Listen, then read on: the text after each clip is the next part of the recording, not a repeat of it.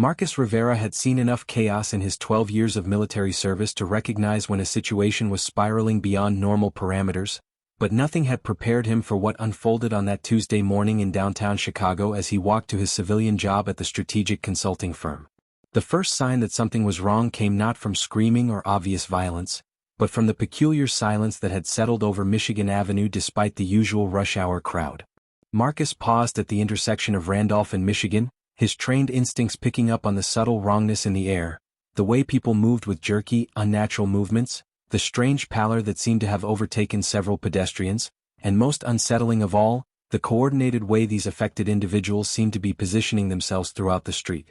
Unlike the chaotic panic he would have expected from a typical emergency, there was an eerie organization to their movements that made his skin crawl. He watched as a businessman in a torn suit moved with deliberate purpose toward a coffee shop, not shambling mindlessly as Marcus had seen in countless horror movies, but walking with clear intent while his dead eyes surveyed the area with what appeared to be tactical awareness. 3 blocks away, Marcus could see similar figures taking what looked like strategic positions near building entrances and alleyways, their movements suggesting a level of planning that defied every zombie stereotype he had ever encountered. The realization hit him like a physical blow when he noticed that these infected individuals were communicating with each other through subtle gestures and positioning, indicating that whatever had happened to them had not destroyed their cognitive abilities but had perhaps enhanced their capacity for coordination and group thinking. A woman in a blood-stained nurse's uniform caught his attention as she systematically checked each car in a parking lot, not randomly attacking but clearly searching for something specific, her movements efficient and purposeful rather than driven by mindless hunger. Marcus felt his military training kick in as he assessed the situation, noting escape routes and potential defensive positions while trying to understand the scope of what he was witnessing. The infected seemed to be establishing a perimeter around the downtown area, their positions creating choke points that would funnel any fleeing civilians into predetermined kill zones, a strategy that spoke to intelligence and planning rather than instinctual behavior. As he watched, Marcus saw one of the infected, a teenage boy whose school uniform was splattered with dark stains, pause and tilt his head as if listening to something, then signal to others who immediately adjusted their positions in response. The coordination was unlike anything Marcus had encountered in his studies of crowd behavior or mob psychology. These beings were operating as a cohesive unit with clear command and control structures. When the first screams finally erupted from the coffee shop, Marcus knew that whatever was happening, it was not a random outbreak of violence but the execution of a carefully planned operation. The infected moved with military precision, cutting off escape routes while others drove survivors toward predetermined locations, their actions suggesting not only retained intelligence but enhanced tactical capabilities that exceeded normal human coordination. Marcus realized that humanity was not facing mindless monsters driven by hunger, but an organized force that had turned human cognitive abilities into weapons against their former species. The implications struck him with terrifying clarity as he watched the infected methodically clear building after building, their efficiency suggesting they had been planning this operation for some time and had intimate knowledge of the area's layout and population patterns. He began moving carefully away from the main street, using his knowledge of urban warfare to avoid the obvious escape routes that the infected had clearly anticipated and blocked. As he made his way through side streets and alleyways, Marcus encountered other survivors who were equally bewildered by the organized nature of the attack, many of them asking questions he could not answer about why the infected seemed to know exactly where to find people and how to corner them most effectively. The sound of systematic destruction echoed through the city as the infected continued their coordinated assault, their actions revealing a level of strategic thinking that fundamentally changed the nature of the threat they posed to humanity. Marcus knew that traditional survival tactics would be useless against an enemy that could think, plan, and adapt, and as he helped guide a small group of survivors toward what he hoped would be safer ground, he realized that humanity was not just fighting for survival against a plague, but was engaged in the opening moves of a war against an intelligence that understood human weaknesses better than humans understood themselves. Dr. Elena Brooks had been monitoring the Centers for Disease Control's emergency frequency from her university laboratory when the first reports began flooding in from Chicago, but what she heard through the crackling radio transmissions defied every established protocol for infectious disease outbreaks and forced her to question fundamental assumptions about pathogen behavior and human neurology. Elena had spent 15 years studying viral mutations and their effects on cognitive function, but the descriptions coming through the emergency channels suggested something far beyond typical viral infection. the infected were demonstrating coordinated behavior patterns that indicated not just retained consciousness but enhanced group intelligence that seemed to improve rather than degrade over time. As she cross-referenced the incoming reports with her research on neurological enhancement through viral vectors, Elena realized that what was happening in Chicago might represent an evolutionary leap rather than a traditional outbreak, a possibility that both fascinated and terrified her as she began pulling together data from similar incidents that had been dismissed as isolated cases over the past 6 months. The pattern that emerged from her analysis suggested that the infection was not random but had been spreading systematically through population centers, with each new wave demonstrating increased sophistication in tactics and organization, as if the infected were learning from previous encounters and sharing that knowledge across their entire network. Meanwhile, 20 miles from Elena's laboratory, Marcus had successfully guided his small group of survivors to an abandoned warehouse district where he began the crucial task of assembling a more substantial team capable of long-term survival against an enemy that clearly understood human psychology and urban warfare better than most military strategists. The group that gradually formed around Marcus's leadership reflected the diversity of modern Chicago. There was Dmitry Volkov, a former police detective whose knowledge of the city's layout proved invaluable, Rebecca Martinez, a paramedic whose medical skills had already saved 2 lives, Jackson Taylor, a software engineer whose understanding of communication networks might prove crucial, and Maria Gonzalez, a high school teacher whose ability to maintain morale and organization among the group's younger members had become essential to their psychological survival. Each new arrival brought stories that confirmed Marcus's worst fears about the infected's capabilities. They were using human infrastructure against humanity, turning traffic systems, communication networks, and even social media into tools for tracking and cornering survivors with precision that suggested access to technological resources and the intelligence to exploit them effectively. Rebecca shared her observations from the hospital where she had been working when the outbreak began, describing how the infected had systematically targeted medical personnel first, suggesting they understood the strategic importance of eliminating those with knowledge of disease treatment and trauma care. Dmitry contributed his analysis of the infected's movement patterns, which followed classic military pincer movements and territory control strategies, indicating that someone or something was directing their actions according to sophisticated tactical principles. As Marcus listened to these accounts, he realized that traditional survival strategies based on hiding and avoiding contact would be ineffective against an enemy that could predict human behavior and had apparently retained or enhanced their ability to use technology and infrastructure. Elena's breakthrough came when she successfully isolated tissue samples from one of the infected who had been killed in the initial outbreak, and her microscopic analysis revealed viral structures unlike anything in the existing literature. The pathogen appeared to be rewriting neural pathways rather than destroying them, creating new connections that enhanced cognitive processing while fundamentally altering the host's priorities and group loyalty mechanisms. The implications of her discovery struck Elena with profound horror as she realized that the infected were not victims of a disease but products of what appeared to be guided evolution, with the virus acting as a biological upgrade that preserved individual intelligence while subordinating personal desires to collective goals. Her research suggested that the infected retained their memories, skills, and knowledge but had undergone a fundamental shift in perspective that made them view uninfected humans as obstacles to some larger objective that Elena could not yet comprehend. As she documented her findings, Elena understood that humanity was not facing a traditional epidemic that could be contained through quarantine and treatment, but was confronting the emergence of a new form of human intelligence that viewed the current species as obsolete. The radio communications between Elena's laboratory and Marcus's group established a crucial link between scientific understanding and tactical response, with Elena providing analysis of the infected's likely capabilities while Marcus offered real-world observations that helped Elena refine her theories about their behavior and objectives.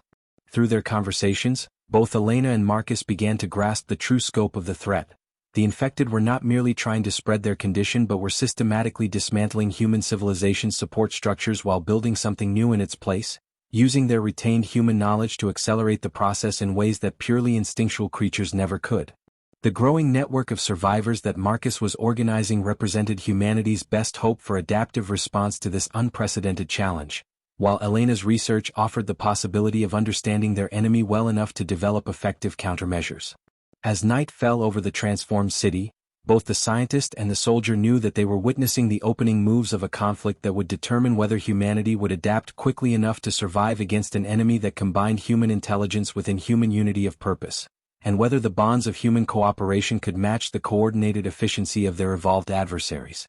The confrontation that would forever change humanity's understanding of their new enemy began at dawn on the third day after the outbreak, when Marcus's carefully planned reconnaissance mission to the downtown medical district encountered what appeared to be a deliberate ambush that demonstrated tactical sophistication far beyond anything the survivors had anticipated or prepared for during their strategic planning sessions. Marcus had selected a team of 4 for the mission: himself, Dimitri for his knowledge of police patrol routes, Rebecca for her medical expertise in case they encountered survivors, and Jackson whose technical skills might help them access communication equipment. But as they approached the abandoned ambulance depot where Rebecca believed medical supplies might still be available, they walked directly into a trap that had been laid with precision worthy of elite military units. The infected had positioned themselves with clear understanding of sight lines, cover positions, and escape routes, creating a kill zone that utilized the urban environment's natural choke points while leaving themselves multiple fallback positions that suggested extensive advanced planning and reconnaissance of the target area. What struck Marcus most forcefully was not just the tactical sophistication of the ambush, but the restraint the infected showed in its execution. Rather than immediately attacking, they seemed to be studying the human team's responses, weapons, and capabilities, as if gathering intelligence for future encounters rather than simply seeking to eliminate the immediate threat. Dimitri was the first to recognize the true nature of their situation when he spotted infected individuals positioned exactly where he would have placed police snipers during a hostage situation, their locations chosen not just for optimal firing positions but for psychological impact on anyone trapped in the center of their formation. The infected allowed Marcus's team to penetrate deep into the depot before revealing their presence, demonstrating patience and discipline that contradicted every assumption about mindless aggressive behavior, and when they finally made their move, it came as a coordinated assault that utilized distraction, misdirection, and suppressing fire in ways that required extensive communication and shared tactical knowledge. Rebecca found herself separated from the group during the initial moments of contact, and her observations from her concealed position behind overturned medical equipment revealed the most disturbing aspect of the infected's capabilities. They were clearly communicating through subtle hand signals and positioning changes that indicated a shared language or understanding that had developed since their transformation. Jackson's technical background allowed him to recognize that the infected were jamming their radio communications using equipment they had apparently salvaged and repurposed from the medical facility's emergency systems, showing not just retained technical knowledge but the ability to adapt civilian technology for military applications. As the confrontation escalated, Marcus realized that the infected were deliberately prolonging the engagement rather than pressing their obvious numerical and positional advantages, and their behavior suggested they were more interested in learning about human tactical responses than in achieving a quick victory through overwhelming force. The infected demonstrated remarkable fire discipline, conserving ammunition and coordinating their attacks to maximize psychological pressure while minimizing their own exposure, tactics that required individual skill combined with group coordination at levels that exceeded most human military units Marcus had served with during his career. What truly shattered the survivors' previous assumptions about their enemy was the moment when the infected began calling out tactical information to each other using clear, coherent speech that showed they had retained full language capabilities along with their enhanced coordination skills. Dimitri heard one infected individual directing others to specific positions using proper tactical terminology and geographic references that indicated detailed knowledge of the facility's layout and the surrounding neighborhood's strategic importance to both human and infected objectives.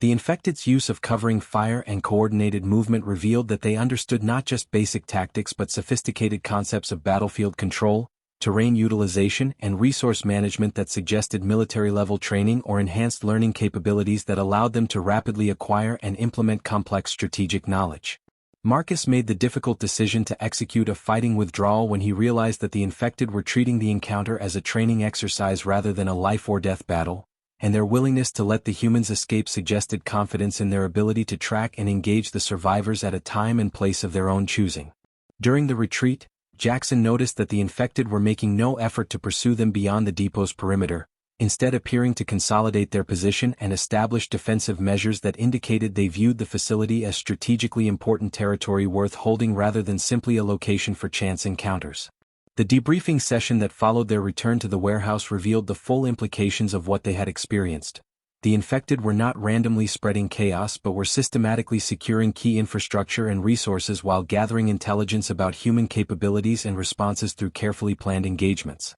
Elena's analysis of their radio transmissions during the encounter confirmed that the infected had indeed been jamming their communications while simultaneously monitoring their frequencies, suggesting technological capabilities that combined retained human knowledge with enhanced coordination abilities. The survivors' understanding of their situation underwent a fundamental shift as they grasped that they were not fighting diseased humans driven by instinct, but were engaged in asymmetric warfare against an opponent that combined human intelligence and knowledge with superhuman coordination and apparently unlimited patience in achieving their strategic objectives. Marcus knew that everything they had planned and prepared for had become obsolete in the face of an enemy that could outthink, outplan, and outmaneuver traditional human responses, and that survival would require completely new approaches to tactics, strategy, and perhaps even their fundamental understanding of what constituted human identity in this transformed world.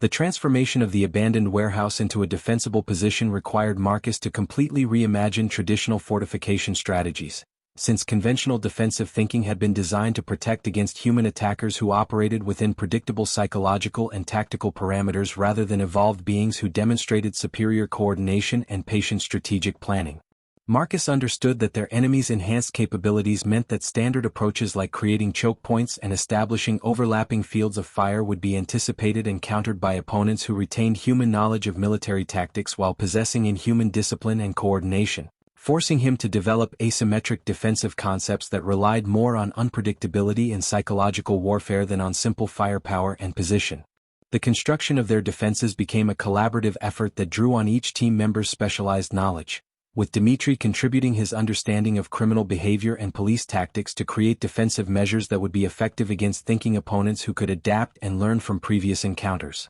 Rebecca's medical background proved crucial in designing defensive systems that could function even when team members were injured or operating under extreme stress, while Jackson's technical expertise enabled them to create electronic countermeasures and communication systems that could operate despite the infected's demonstrated ability to jam and monitor standard radio frequencies. Maria's educational background in behavioral psychology helped the group understand how to create defensive positions that would have maximum psychological impact on attackers who retained human emotional responses while pursuing inhuman objectives, and her insights into group dynamics proved essential in maintaining team cohesion under the pressure of constant threat assessment and preparation. The physical fortification of their position involved creating multiple fallback positions within the warehouse complex, each designed with different tactical assumptions about enemy capabilities and approach vectors, while establishing supply caches and communication relays that could function independently even if primary positions were compromised or overrun by coordinated assault forces. Meanwhile, Elena's continued research into the biological mechanisms of the infection yielded discoveries that fundamentally challenged her understanding of viral behavior and human neurology, as her analysis of additional tissue samples revealed that the pathogen was not simply altering existing neural pathways but was creating entirely new structures that enabled forms of communication and coordination that transcended normal human limitations. Elena's breakthrough came when she discovered microscopic organic transmitters embedded in the infected's nervous systems, structures that appeared to enable direct neural communication between individuals within a certain range, creating a biological network that functioned like a distributed computer system where individual minds could share information and coordinate actions instantaneously. Her research revealed that the infected were operating as components of a larger collective intelligence that retained individual personalities and memories while subordinating personal desires to group objectives determined through some form of democratic consensus that occurred at speeds impossible for normal human decision-making processes. The implications of Elena's discoveries forced her to confront the possibility that the infected represented not a degradation of humanity but an evolutionary advancement that solved fundamental problems of human cooperation and coordination while retaining the creative and analytical capabilities that had made human civilization possible. As Elena shared her findings with Marcus's team through their encrypted communication channels, the survivors realized that their enemies' apparent patience and restraint in previous encounters might reflect not tactical calculation but genuine reluctance to destroy beings they still recognized as their evolutionary predecessors, a possibility that introduced moral complexities into what had initially seemed like a simple survival situation. The defensive preparations took on new urgency as the team grappled with the knowledge that their enemies could coordinate their actions through biological networks that operated faster than human speech or electronic communication, making traditional tactical responses inadequate against opponents who could achieve perfect unit cohesion without any of the communication delays that plagued human military operations. Marcus implemented a defense strategy based on rapid position changes and unpredictable response patterns, reasoning that the infected's enhanced coordination might actually work against them if they could be forced to react to constantly changing tactical situations that prevented them from fully utilizing their collective intelligence advantages. The construction of false positions and decoy installations became a priority as the survivors attempted to create enough tactical confusion to offset their enemy's superior numbers and coordination, while establishing escape routes and emergency protocols that assumed the infected could anticipate and counter conventional defensive thinking. Jackson's technical contributions included the development of electronic noise generators and signal scramblers designed to interfere with the infected's biological communication networks, though Elena's research suggested that disrupting their neural connections might be extremely difficult given the organic nature of their coordination systems. The psychological aspects of their defensive preparations proved equally challenging as team members struggled with the knowledge that their enemies retained human memories and possibly human emotions, raising disturbing questions about the nature of consciousness and identity that threatened to undermine the survivors' willingness to fight against beings who might still be considered human despite their transformation. Elena's continued monitoring of intercepted communications revealed that the infected were indeed capable of complex verbal communication among themselves, using language that suggested not just retained vocabulary but enhanced analytical capabilities that allowed them to process and share information at levels that exceeded normal human intellectual performance. The discovery that some infected individuals appeared to be attempting to communicate with human survivors through written messages and symbolic arrangements forced Elena and Marcus to confront the possibility that their enemies might be seeking some form of negotiation or coexistence rather than simple domination or elimination of the uninfected population. As the defensive preparations neared completion, both the scientific and tactical teams realized that they were not simply preparing for a siege but were establishing the foundation for what might become humanity's first diplomatic contact with a new form of intelligent life that shared their biological origins but had transcended their cognitive limitations through technological or evolutionary means that remained beyond human understanding.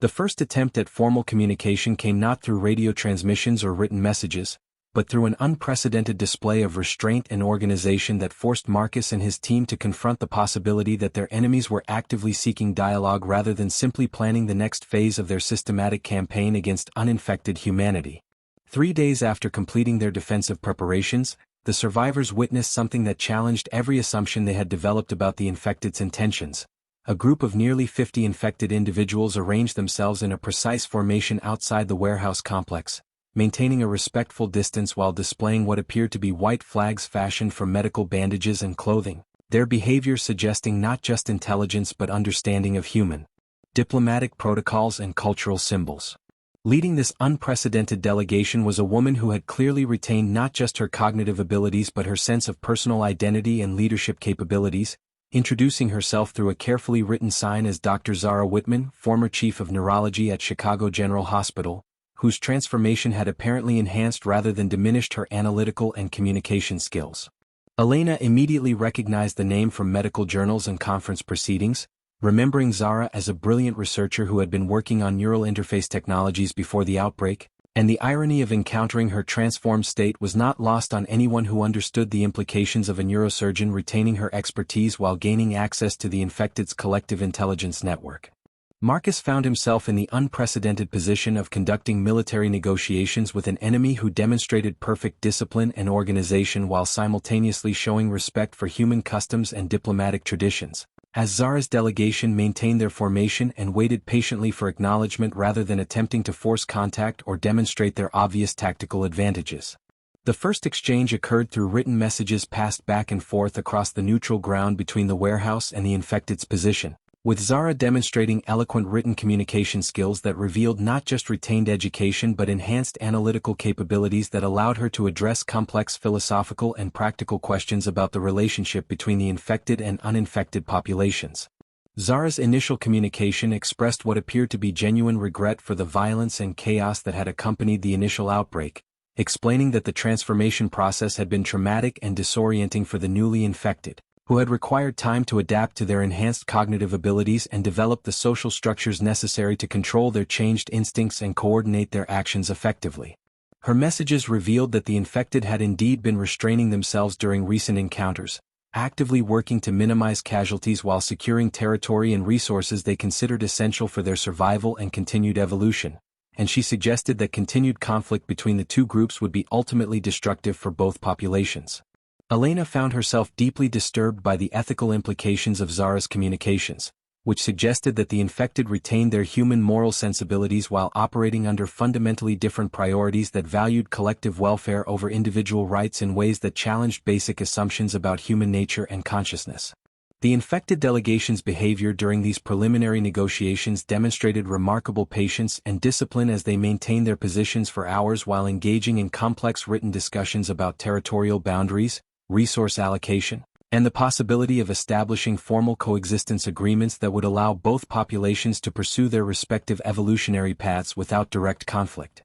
Zara's detailed explanations of the infected's enhanced capabilities revealed that their biological communication network allowed them to achieve consensus on complex issues in minutes rather than hours, enabling decision-making processes that combined individual expertise with collective wisdom in ways that exceeded anything possible through traditional human democratic or hierarchical systems. The moral complexity of the situation became apparent when Zara offered to share some of the infected's technological and scientific advances with the human survivors, including medical treatments and analytical techniques that could benefit uninfected populations without requiring transformation, suggesting that the infected viewed themselves as humanity's evolutionary successors rather than its replacements. Marcus struggled with the tactical implications of these negotiations, recognizing that accepting any form of cooperation with the infected would fundamentally alter the nature of their conflict while potentially providing access to capabilities that could ensure the survival of remaining human populations in a world increasingly dominated by their transformed counterparts. Rebecca's medical perspective on the negotiations focused on Zara's claims about the infected's ability to cure diseases and extend human lifespan through controlled application of their biological enhancement technologies, possibilities that raised profound questions about the nature of medical ethics and informed consent in post-outbreak society. Jackson's technical analysis of the infected's demonstrated capabilities suggested that their collective intelligence had already surpassed human technological achievements in several key areas, particularly in biological sciences and neural interface development, making cooperation potentially beneficial for human technological advancement even as it challenged human political and social independence.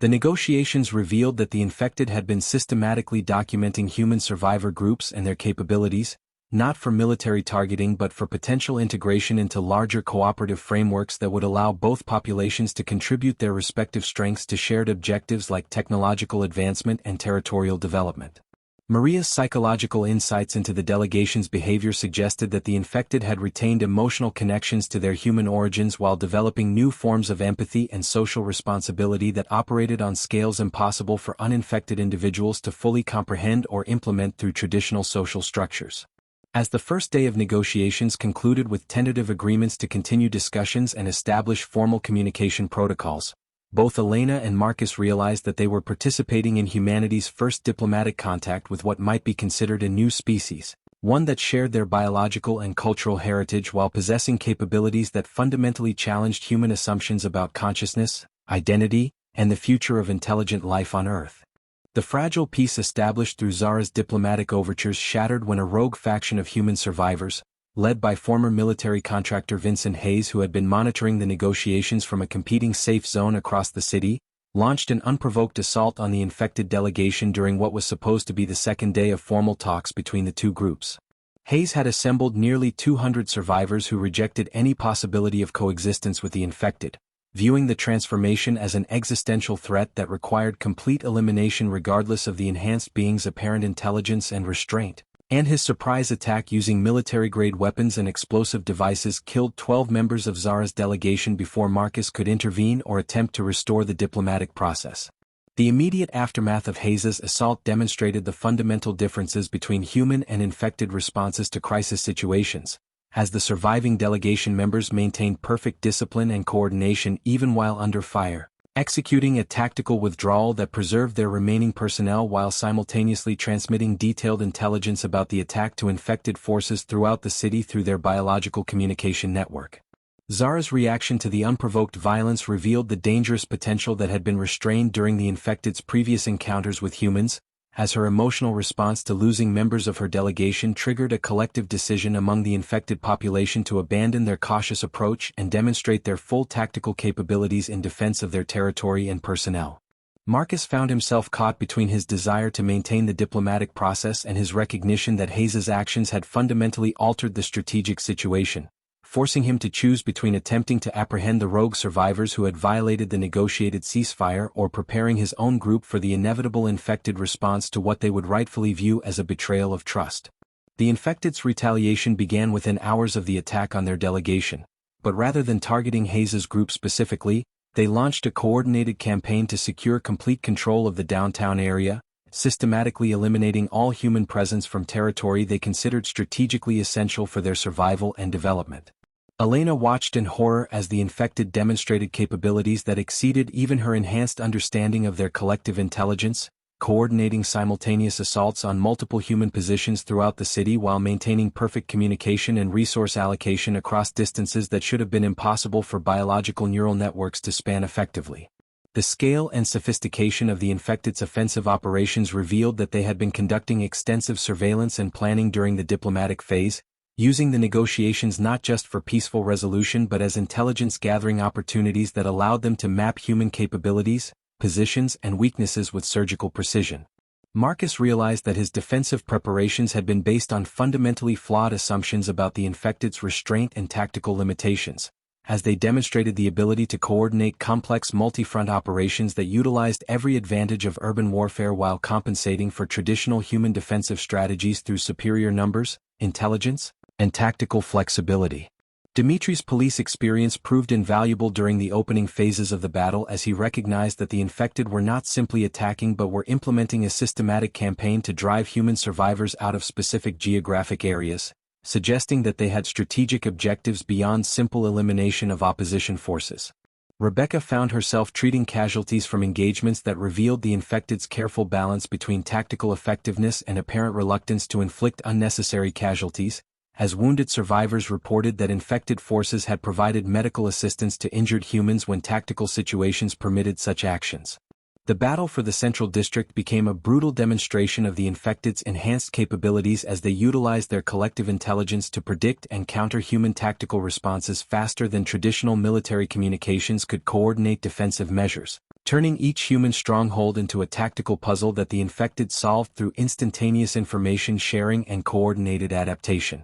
Jackson's technical expertise became crucial as he worked to maintain communication between scattered human groups while attempting to develop countermeasures against the infected's apparent ability to monitor and jam electronic communications, though his efforts were hampered by the biological nature of their opponent's coordination systems. The infected's tactical approach revealed a sophisticated understanding of psychological warfare as they systematically isolated human groups from each other while demonstrating their superior organizational capabilities, apparently seeking to convince survivors that resistance was futile rather than simply overwhelming them through brute force or numbers. Hayes's militant faction found themselves completely outmatched by infected forces who had clearly anticipated their aggressive approach and had prepared specific countermeasures designed to neutralize conventional military tactics, resulting in catastrophic losses that eliminated most of his group's leadership and heavy weapons capabilities within the first day of renewed conflict. The human casualties mounted not just from direct combat but from the infected systematic disruption of supply lines and communication networks, as they demonstrated detailed knowledge of urban infrastructure and its vulnerabilities that exceeded anything human military planners had developed during decades of urban warfare research and experience. Elena's monitoring of the battle through radio intercepts and direct observation revealed that the infected were suffering their own significant losses, particularly among individuals who had retained strong emotional connections to their human past and found themselves psychologically unable to engage former members of their species with maximum tactical efficiency. The three-day battle fundamentally transformed the strategic landscape of the city as the infected established complete control over the downtown core and major infrastructure nodes, while human survivors found themselves pushed into peripheral areas where their resource access and defensive options were severely limited by geography and the infected's superior coordination capabilities. As the immediate fighting subsided into an uneasy stalemate with clearly defined territorial boundaries, both Marcus and Zara understood that the conflict had evolved beyond simple survival into a struggle that would determine whether coexistence remained possible or whether one species would ultimately be forced to eliminate the other to ensure its own continued existence in the transformed world. Elena's most significant discovery came not through planned experimentation but through a desperate analysis of her own blood after she accidentally contaminated herself with infected tissue samples during the chaos of the territorial battle. When a stray explosive blast from Hayes's assault had shattered her laboratory's containment protocols and exposed her to viral material that should have triggered immediate transformation according to everything she understood about the infection's transmission mechanisms. Instead of experiencing the rapid neurological changes that had affected every other exposed individual, Elena found herself in a unique biological state that retained her human consciousness and individual identity while gaining limited access to the infected's collective communication network, allowing her to experience firsthand the enhanced cognitive capabilities that defined the transformed population. Her analysis of this unprecedented condition revealed that her years of exposure to controlled viral samples had created a partial immunity that prevented complete transformation while enabling selective integration with the infected's biological enhancement systems,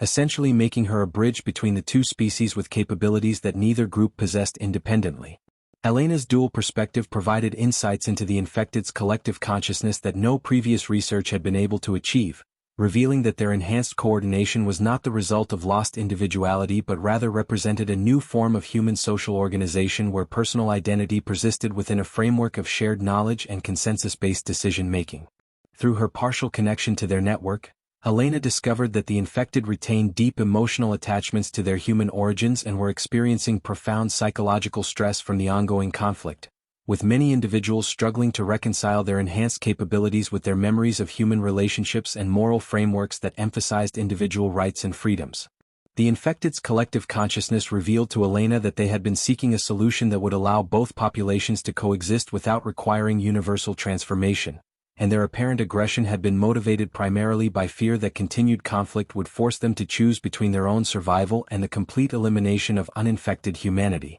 Elena's breakthrough came when she realized that her unique biological state could be replicated in others through carefully controlled exposure to modified viral samples, creating a bridge population that could facilitate communication and cooperation between humans and infected while retaining the essential characteristics that defined both groups. The process required precise timing and dosage control that built upon Elena's years of research into viral modification techniques, but her preliminary tests suggested that willing volunteers could achieve stable partial integration that enhanced human cognitive abilities without requiring submission to the infected's collective decision-making processes. Marcus became Elena's first test subject when his exposure to infected biological material during a reconnaissance mission created the opportunity for controlled transformation, and his successful transition to the bridge state demonstrated that former military personnel could retain their tactical expertise while gaining access to enhanced coordination capabilities that preserved human command structures and individual initiative. The implications of Elena's discovery extended far beyond simple coexistence as she realized that bridge individuals could serve as translators and negotiators between the two populations while potentially developing new technologies and social structures that combine the best characteristics of both human independence and infected cooperation.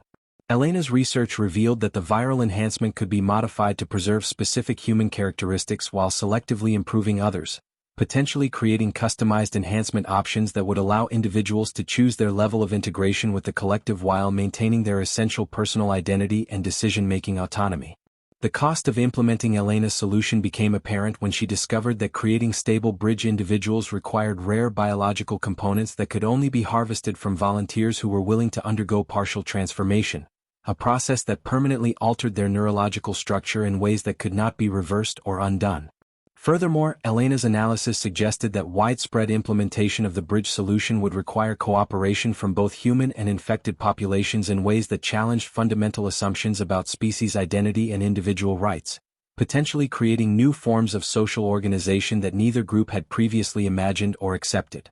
Zara's response to Elena's proposal revealed the infected's genuine desire for peaceful resolution as she immediately volunteered to undergo reverse modification that would allow her to maintain her enhanced capabilities while regaining some aspects of human individual consciousness, despite the personal risks involved in such an unprecedented biological procedure. The infected's collective consideration of Elena's bridge solution demonstrated their sophisticated decision-making processes as they evaluated not just the immediate benefits of reduced conflict but the long-term implications for their continued evolution and relationship with uninfected human populations throughout the world. Marcus found himself facing the most difficult decision of his military career as he realized that implementing Elena's solution would require him to convince other human survivors to accept fundamental changes to their biological nature while trusting former enemies who had demonstrated superior tactical capabilities and coordination throughout their recent conflicts.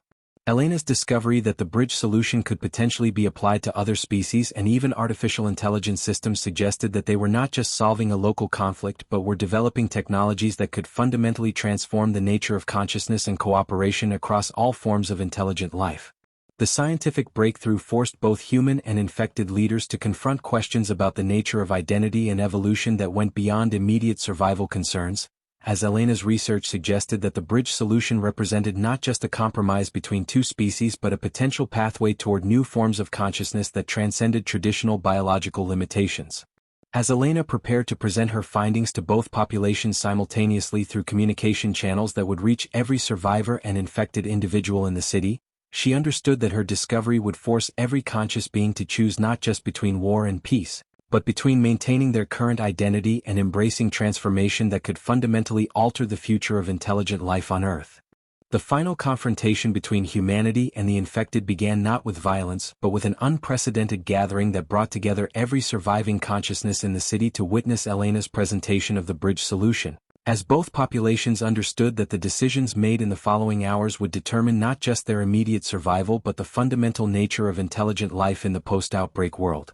Elena stood at the center of a carefully negotiated neutral zone, her partially transformed state serving as living proof that coexistence was biologically possible, while addressing an audience that included Marcus's human survivors, Zara's infected collective, and scattered groups who had maintained independence throughout the territorial conflicts that had shaped the city's new social landscape. Her presentation revealed the full scope of her research discoveries, explaining that the bridge transformation offered multiple pathways for integration that could preserve essential characteristics of both species while creating new forms of consciousness that combined human creativity and individual initiative with infected coordination and enhanced cognitive processing capabilities. The infected's collective response to Elena's proposal demonstrated their sophisticated decision-making processes as thousands of individual minds considered the implications simultaneously, reaching consensus through biological communication networks that operated at speeds impossible for traditional human democratic procedures. Yet their conclusion reflected careful consideration of both logical benefits and emotional consequences for all affected populations. Marcus found himself representing not just his immediate group but all remaining uninfected humans as he grappled with the profound implications of Elena's bridge solution, recognizing that acceptance would fundamentally alter human civilization while rejection might condemn both species to continued conflict that could ultimately result in mutual destruction or the complete domination of one population over the other. Zara's emotional response to the bridge proposal revealed the depth of the infected's retained humanity as she expressed profound gratitude for the possibility of reducing the psychological isolation that had plagued her people since their transformation, while acknowledging that implementation would require unprecedented cooperation and trust between populations that had been engaged in existential conflict for weeks. The debate that followed Elena's presentation encompassed not just practical considerations about implementation logistics and biological risks, but fundamental philosophical questions about the nature of consciousness, identity, and evolution that challenged every participant to examine their deepest assumptions about what it meant to be human in a world where traditional biological limitations could be transcended through technological intervention. Dimitri's law enforcement perspective proved crucial during the negotiation process as he helped establish protocols for voluntary transformation that protected individual rights while ensuring that neither population could coerce the other into accepting biological modifications against their will, creating legal frameworks for a post-human society that preserved essential principles of consent and personal autonomy. Rebecca's medical expertise became essential for implementing Elena's bridge solution as she worked with infected medical personnel to establish treatment facilities capable of safely conducting the transformation procedures, despite the unprecedented nature of the biological modifications and the lack of established protocols for such radical neurological enhancement techniques. Jackson's technological contributions enabled the creation of communication systems that could interface between human electronic networks and infected biological systems, allowing bridge individuals to serve as translators and coordinators for cooperative projects that required both populations' specialized capabilities and knowledge bases. The implementation phase revealed unexpected challenges as some individuals from both populations experienced psychological difficulties adapting to their new states of consciousness, requiring support systems that combined human counseling techniques with infected collective care methods to help bridge individuals integrate their enhanced capabilities with their retained personal identities. Maria's educational background proved invaluable in developing training programs that helped bridge individuals learn to navigate between human and infected social structures while maintaining their ability to communicate effectively with both populations, creating cultural frameworks for a society that included multiple forms of consciousness and cognitive capability. The transformation of the city into a mixed population area proceeded gradually over several months, with bridge individuals serving as intermediaries who facilitated cooperation on infrastructure projects, medical research and technological development that benefited all populations while respecting their different social structures and decision-making processes. Elena's continued research revealed that the bridge solution had applications beyond the immediate conflict resolution, as the enhanced cognitive capabilities it provided could be directed toward solving global challenges like climate change, resource distribution, and space exploration that required coordination and intellectual capabilities beyond traditional human limitations. Marcus's adaptation to his bridge state allowed him to maintain his leadership role among human survivors while gaining access to tactical and strategic capabilities that enabled more effective cooperation with infected forces, demonstrating that enhanced individuals could preserve their essential personalities and relationships while gaining new forms of awareness and ability. The long-term implications of the bridge solution extended beyond the immediate populations as Elena's research attracted attention from other survivor communities worldwide, creating the possibility that the Chicago experiment could serve as a model for global resolution of the human-infected conflict that had emerged in population centers across multiple continents. Zara's evolution into a bridge individual created unprecedented opportunities for medical research as her combination of enhanced cognitive abilities with retained human emotional connections enabled breakthrough discoveries in neurology and consciousness studies that promised to revolutionize understanding of intelligence and awareness across multiple species and artificial systems. The final resolution emerged not through military victory or diplomatic compromise but through the gradual recognition among all populations that the bridge solution offered genuine evolutionary advancement rather than mere survival strategy, creating new forms of consciousness that preserved the best characteristics of both humanity and their enhanced successors while opening possibilities for continued growth and development that neither group could achieve independently. As Elena stood overlooking the transformed city 6 months after her initial discovery, she understood that they had not simply resolved a conflict between two species but had created the foundation for a new form of civilization that could address challenges and opportunities that purely human or purely infected populations would never have been capable of comprehending or achieving through their individual efforts.